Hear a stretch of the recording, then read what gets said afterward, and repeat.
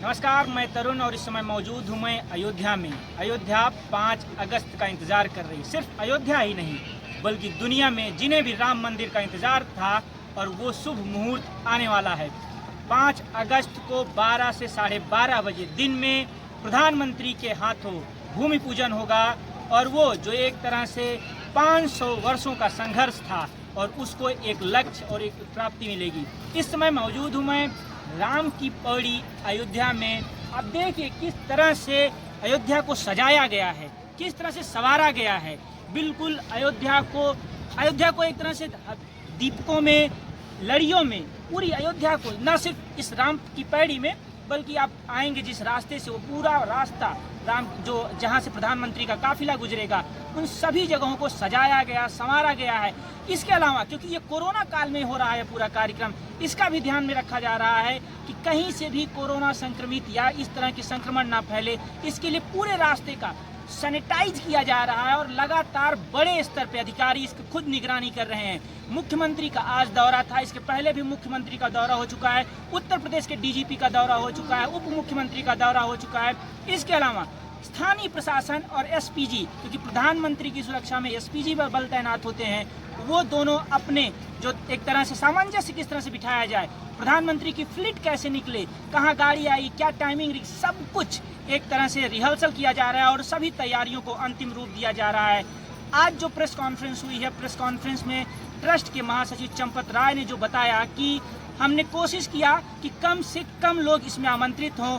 आडवाणी और जोशी जी पर भी उन्होंने बोला, उन्होंने कहा कि हम सभी की इच्छा थी कि वो सम्मिलित हों, लेकिन उम्र जो कि 90+ है, इस कारण हमने एहतियातन उनकी तरफ से ये अनुरोध था। इसके अलावा के पराशरन जो सर्वोच्च न्यायालय में राम लला की तरफ से पक्ष रख रहे थे, उनको भी चेन्नई से आना था, लेकिन कोरोना के कारण इसमें सम्मिलित नहीं हो रहे हैं। कल्याण सिंह जो कि उस समय मुख्यमंत्री थे जब पूरा तरह से ये पूरा आंदोलन चल रहा था 6 दिसंबर 1992 में, वो भी नहीं आ रहे इस कार्यक्रम में।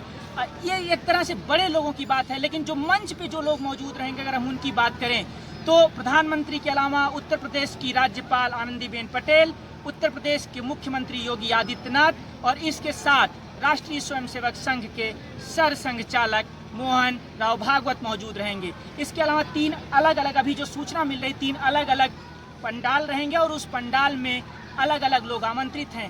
कार सेवक जो बलिदान दिए थे पूरे आंदोलन दौरान, उसमें 3 से 4 परिवारों को जिनका निवास स्थान अयोध्या है, उनको भी बुलाया जा रहा है और उनके परिवार के एक सदस्यों को आमंत्रित किया गया है।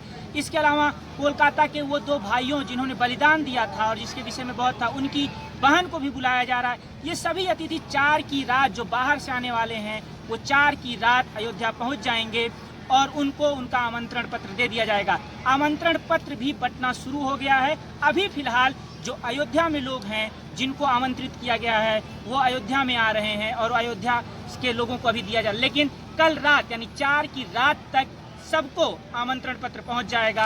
अब देखिए, आप नज़ारा देखिए। हालांकि कल यानी कि 4 अगस्त और 5 अगस्त को यहाँ सुरक्षा व्यवस्था काफ़ी सख्त रहेगी, क्योंकि प्रधानमंत्री का दौरा है। इसके अलावा 370 के भी 1 साल पूरा हो रहा है। और इसके अलावा हम सभी जानते हैं क्योंकि स्वतंत्रता दिवस के उस सप्ताह में भारत के तमाम बड़े जो शहर हैं उसमें एहतियातन हाई अलर्ट पर सुरक्षा एजेंसियां रहती हैं। तो 370 राम जन्मभूमि का ये जो भूमि पूजन है और इसके अलावा स्वतंत्रता दिवस को देखते हुए उत्तर प्रदेश ही नहीं, जो देश के अन्य बड़े शहरों उसको हाई अलर्ट पर रखा गया है।